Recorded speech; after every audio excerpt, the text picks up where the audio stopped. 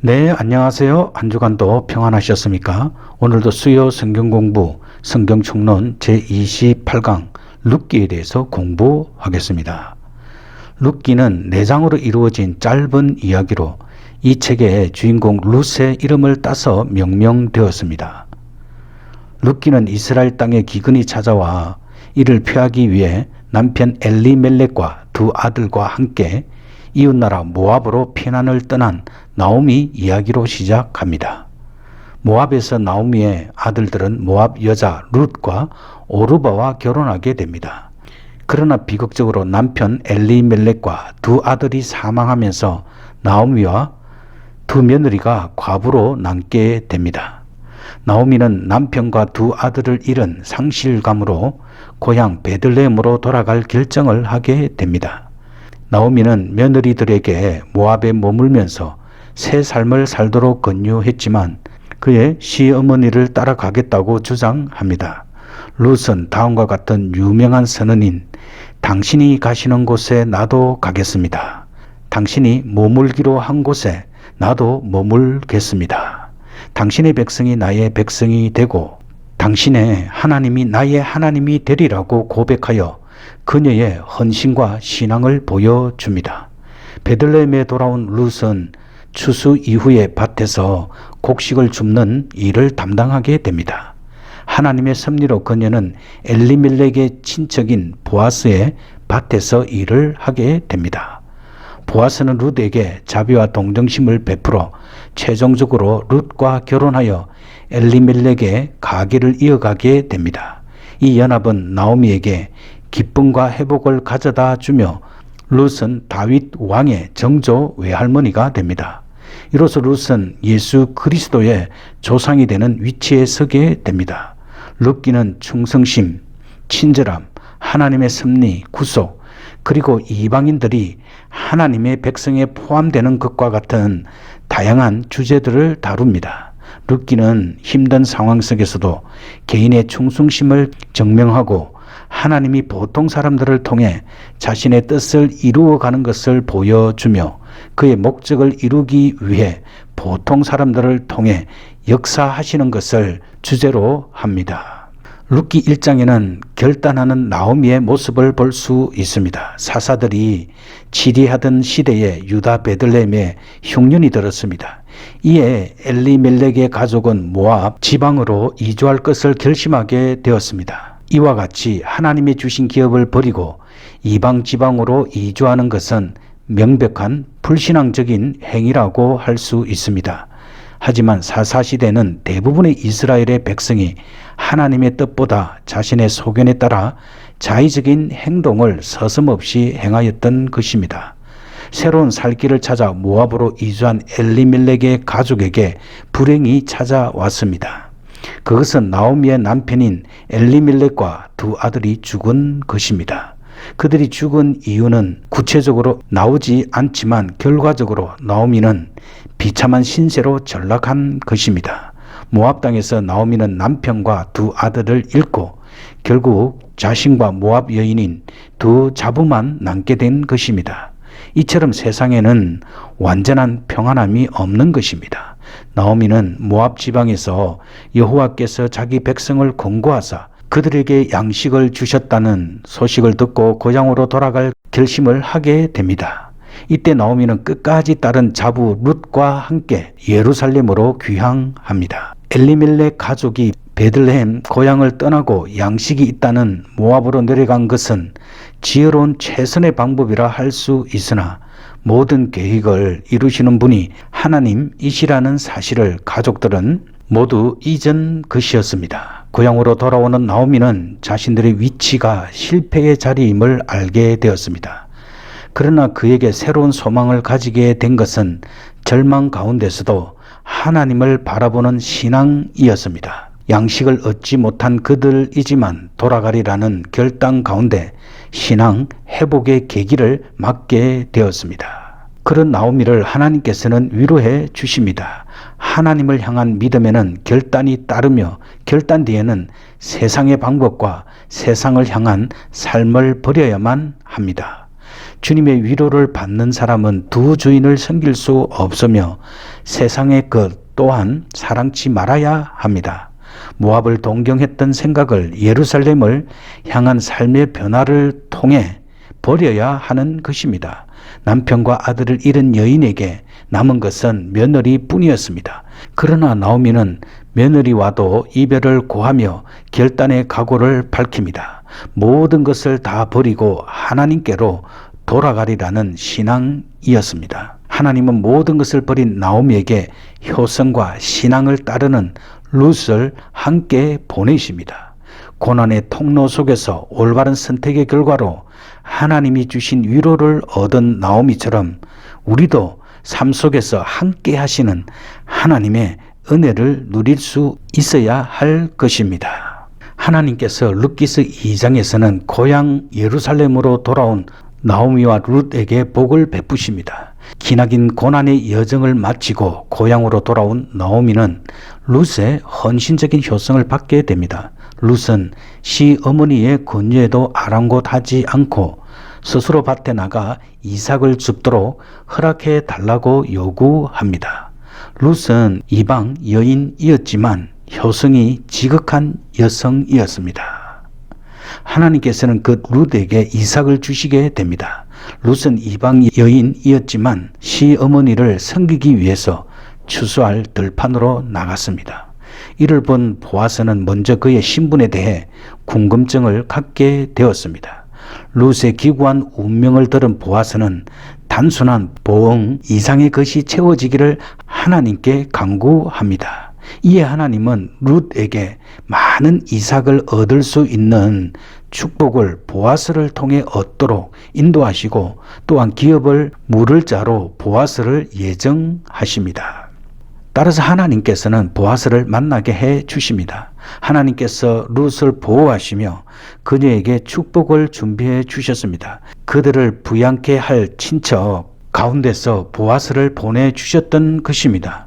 참새 한 마리도 하나님의 허락 없이는 땅에 떨어지지 아니하는 것과 같이 룻이 보아스를 만나게 된 것은 하나님의 섭리하심이었습니다. 이방 여인의 효성과 그의 믿음이 기업 물을 보아스를 만나게 되었던 것처럼 우리는 룻의 신앙과 효성을 본받아 하나님이 주시는 축복을 누려야 할 것입니다. 고향을 등진 모압 여인 룻은 고난 속에서도 생계를 잇기 위하여 무엇인가를 해야만 했습니다.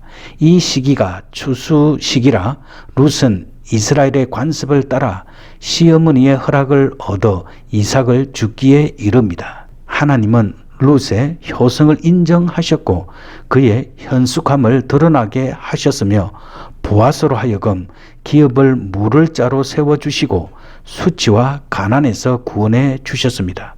그리고 더 나아가서는 그리스도의 계보에 오르는 영광스러운 이름의 룻이 되었던 것입니다. 룻기서 3장 1절에서 7절에 보면 룻의 순종에 대해서 말씀하고 있습니다. 룻기 3장에서는 베일에 가린 듯 했던 룻과 보아스의 관계가 구체적으로 표현되어집니다. 시어머니 나오미는 자신이 계획하던 일을 실행하기 위하여 룻에게 계대 결혼에 대해 알려주고 룻은 그의 시모의 말씀대로 순종하여 보아스에게 기업 물을 것을 부탁하는 것입니다.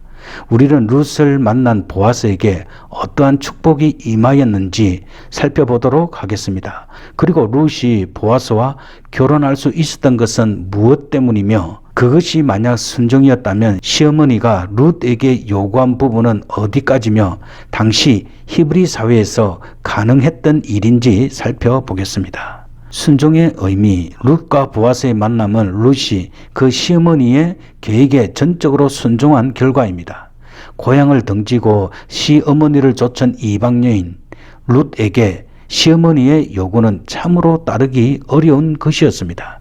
당시 이스라엘에서는 아들이 없이 죽으면 죽은 자의 형제나 그 가까운 친척이 그 가부를 아내로 취하여 그 죽은 자를 계대시켜 주도록 율법에 제정되어 있었습니다. 참고 성경 구절은 신명기 25장 5절에서 10절 말씀입니다. 그녀는 이방 사람으로서 히브리 사회와 그 나라의 풍습에 나선 것은 당연했습니다. 그리고 한밤에 이방 여인으로서 히브리 남자를 찾아가 만나게 된다는 사실에 당황할 수밖에 없었습니다. 또한 룻과 보아스는 서로 신분상의 차이도 있었는데 룻은 그 당시 소외되는 부류에 속한 과부였고 보아스는 상류 사회에서도 인정받는 인물이었습니다. 그럼에도 불구하고 룻이 이의도 제기하지 않고 시어머니의 모든 말에 순종한 것은 그리스도에 대한 성도의 사랑과 신뢰의 모형이라고 할 수 있습니다. 성도에게는 하나님과의 올바른 관계의 요소인 순종도 중요하지만 하나님이 우리에게 주신 모든 사람과의 사이에서도 올바른 관계를 요구하십니다. 인간 관계 속에서의 순종은 크게 종이 주인을 섬겨 순종하는 것과 부모를 섬기는 자녀의 순종을 생각해 볼 수 있습니다. 종은 자신의 생명, 재산, 자녀, 의지마저 내 것이 아니라 주인의 것으로 여겼습니다. 이러한 순종은 비인격적인 것으로서 억지가 아닐 수 없습니다. 참된 순종은 부모에 대한 자녀의 태도로서 이는 신뢰와 사랑을 바탕으로 합니다. 룻기서 3장 8절에서 18절에 보면 보아스가 기업을 다시 회복시켜 줍니다. 보아스는 기업을 다시 회복시킬 수 있는 권리와 능력을 가지고 있었으며 룻을 가난에서 구원해내고 자녀가 없는 수치에서 인도해낼 가장 부합된 인물이었습니다. 그리고 보아스 자신도 그 기업 무르는 일을 큰 기쁨으로 여겼습니다. 내게 고하여 알게 하려 하였노라. 내가 물으려니와 내가 물으지 아니하려거든 내게 고하여 알게 하라. 내 다음은 나요 그 외에는 물을 자가 없느니라 라는 말씀처럼 다른 친척들에게도 율법에 의하여 기업을 살릴 수 있는 권리가 주어졌으나 그것들을 살 능력이나 마음이 없었습니다. 이를 통해 우리를 구원해 주실 수 있는 분은 오직 예수 그리스도이시라는 것을 알 수 있습니다. 그분은 사랑으로 오셨고 낮고 천한 자와 병든 자와 죄인의 친구가 되시고 우리를 구원해 주시는 권리를 갖고 계십니다.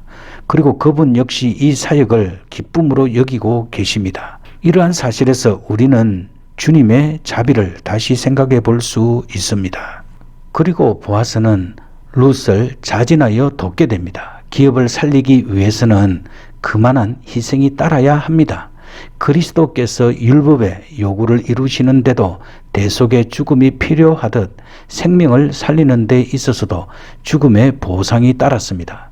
기업을 무르는 권리를 이행함에 있어서 보아스는 비용이 드는 것을 아까워하지 아니했으며 기업을 사기 위해 자기 희생을 치루었던 것입니다. 보아스의 희생 정신을 통해 우리의 구원자 되시는 예수 그리스도의 사랑을 볼 수 있습니다.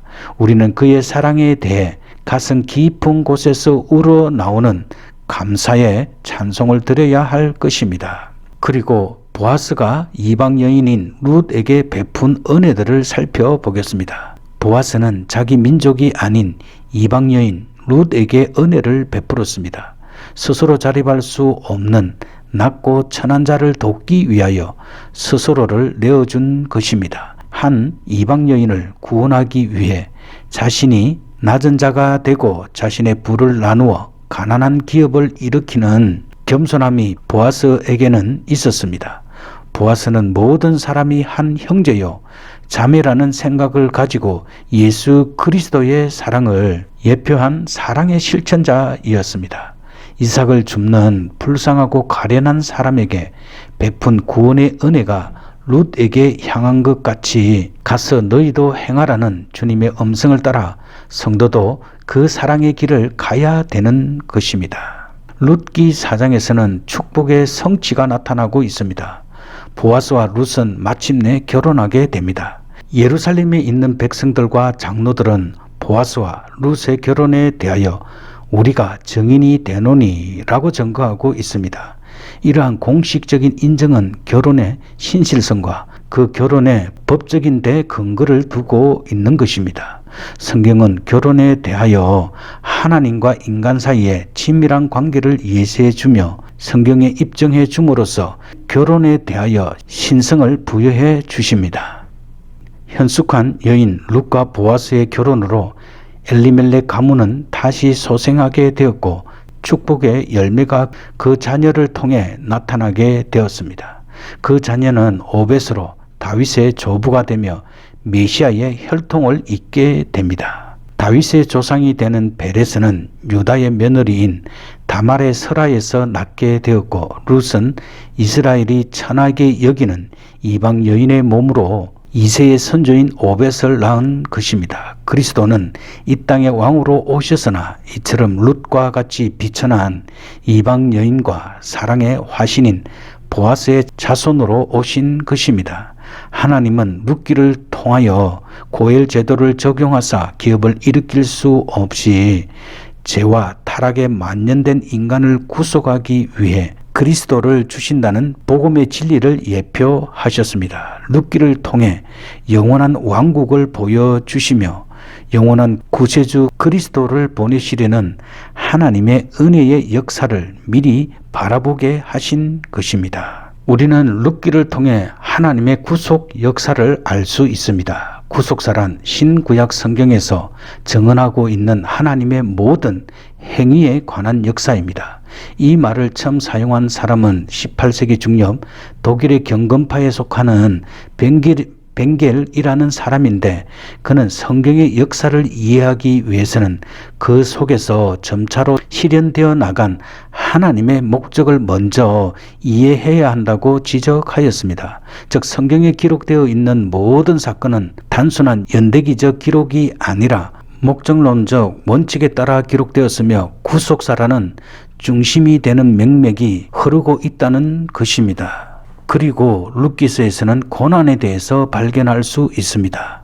고난의 어원적 의미, 먼저 히브리어 라하는 고난의 목적을 나타내는 것으로 훈련하다, 훈계하다 등의 의미를 가지고 있습니다. 즉 유익되게 하는 일을 암시하고 있는 것입니다. 창세기 15장 13절에 등장하는 아나는 타인을 괴롭히다, 굴욕을 주다, 학대하다 등의 의미로 고난을 당한다는 의미입니다. 마지막으로 사라르는 본래는 맺는다, 궁핍하다 등의 의미였으나 난차다, 괴롭히다 등의 의미를 포함하고 있습니다. 그리고 신학에서는 고난에 관련된 것으로 파스쿠가 일반적으로 사용되었는데 유쾌하지 않은 경험이나 고뇌를 체험하는 것을 의미할 때 사용되었습니다. 그러면 구약이 주는 고난의 성경상의 의미를 살펴보겠습니다.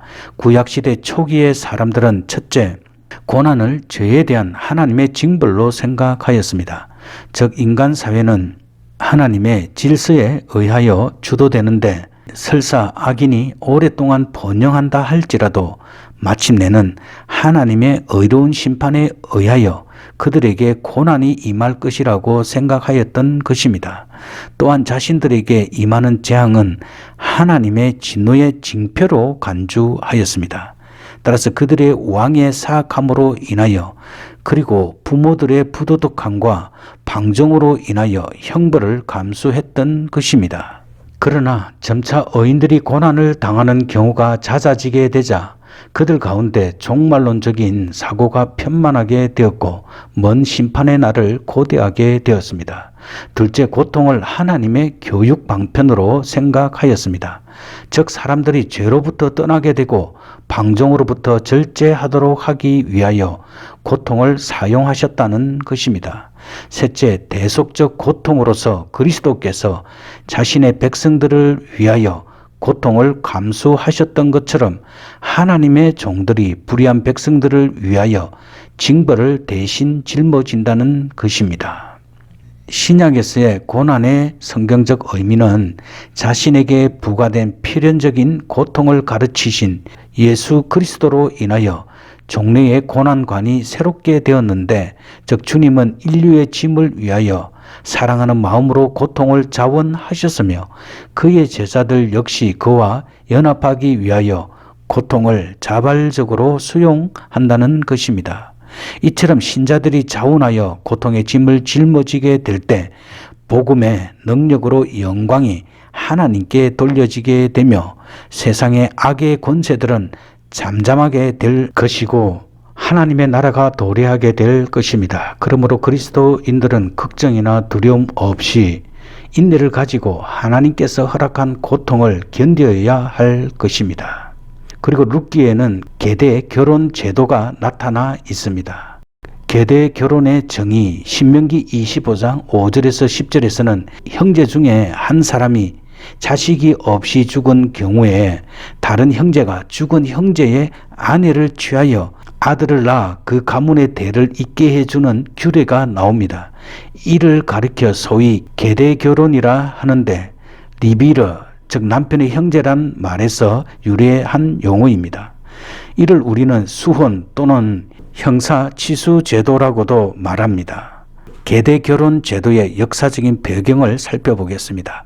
성경에는 창세기 38장 1절에서 11절에 나와 있는 유다와 다말 기사에서 최초로 이 계대 결혼이 언급되어 있습니다. 계대 결혼이 성문화된 것은 모세의 율법서입니다. 이후 이러한 율법을 좇아 계대 결혼이 행해진 대표적인 경우로는 룻기서 4장 1절에서 17절에 나와 있는 룻과 보아스의 결혼을 들 수 있습니다. 그리고 계대 결혼의 목적은 후사가 없이 죽은 형제를 위하여 아들을 낳아줌으로써 죽은 자의 이름이 끊기지 않고 또한 기업을 보존하게 하려는 데 있습니다. 그런데 이러한 제도는 부수적인 효과도 가져왔으니 곧 남편과 사별한 후 의지할 곳이 없는 미망인을 도울 수 있게 되었다는 점입니다. 그뿐만 아니라 이는 이스라엘 여인이 이스라엘 가운데 안주하지 못하고 전진하다가 이방 남자를 만나 몸을 의탁하게 되는 불행도 방지해 주었습니다. 이스라엘의 경우 순수한 여호와 신앙을 보존하고 타락한 이방 문화에 전념되는 것을 막기 위해서는 족 외혼을 금지하였는데 계대 결혼 제도는 이에 일조하였던 것입니다. 유다와 다말, 룻과 보아스의 계대 결혼에 의해 계속적으로 이어진 다윗의 혈통에서 훗날 예수님이 탄생하신 것은 놀라운 여호와의 섭리가 아닐 수 없습니다. 이처럼 그 옛날 계대 결혼을 통하여 명맥이 유지되는 혈통에서 전 인류의 구속자이신 예수님이 나신 것으로 영적으로 죄로 인해 마땅히 끊어져야 할 전 인류의 생명의 계승이 예수님의 구속 사역으로 인하여 영원히 계시될 것을 암시하고 있습니다. 그리고 우리는 룻기에서 기근에 대해서 배울 수 있습니다. 기근의 자연적인 원인, 일반적으로 일정치 않는 강우량이나 우박과 같은 자연적 재해, 곤충의 피해, 전쟁으로 인한 포위, 공격 등으로 기근을 겪었습니다. 성경에 나타난 기근에 대한 구체적인 예들, 성경에는 기근에 대하여 여러 곳에서 언급되고 있는데 아브라함과 이삭, 야곱의 시대에도 기근이 있었고 사사시대, 엘리야, 엘리사 시대, 시드기야 왕 당시 벳술이 안티오쿠스 유파 토로에 의해 포위되었을 때, 예루살렘이 시몬에 의해 포위되었을 때에도 기근이나 형벌 또는 그에 대한 위협으로 기근이 보내지곤 하였습니다.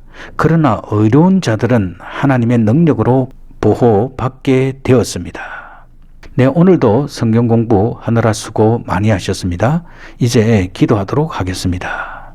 살아계신 하나님 아버지, 오늘 우리는 룻기를 통해 남편과 두 아들을 잃은 너오미를 하나님께서 돌봐주시고 섭리해 주셔서 온전한 믿음의 가문을 지켜나갈 수 있도록 인도해 주시고 구속 역사를 이루어 가시는 하나님에 대해 공부하였습니다. 하나님, 우리들을 세상 사람 가운데 불러주시고 예수 그리스도를 믿게 하시고 구원 역사 가운데 믿음으로 살게 하여 주셔서 감사를 드립니다. 주님, 우리도 룻과 같은 신앙을 가지고 믿음으로 신실하게 살아갈 수 있도록 주님께서 인도해 주시옵소서.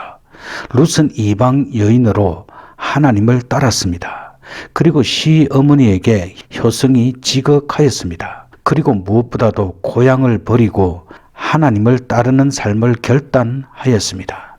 하나님, 우리도 룻과 같이 버릴 것은 버리고 하나님 앞에 충성하며 하나님을 위한 삶을 살아갈 수 있도록 인도하여 주시옵소서. 하나님, 우리의 삶이 나오미와 룻처럼 실패의 자리에 머물지 않고 하나님께 나와 고난 가운데서도 하나님만 소망하며 살게 하여 주시옵소서.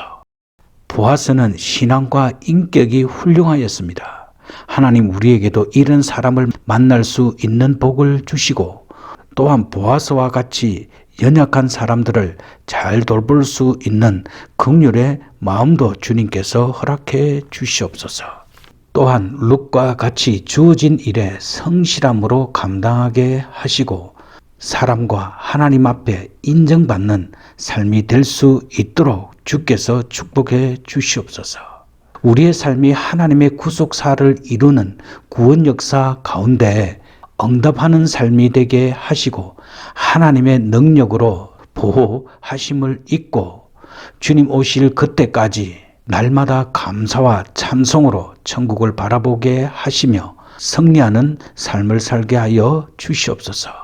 감사드리며 우리 주 예수 그리스도의 귀하신 이름으로 기도드립니다. 아멘. 네, 이제 편안한 오후 시간 되시고요. 다음 주에도 뵙겠습니다. 샬롬.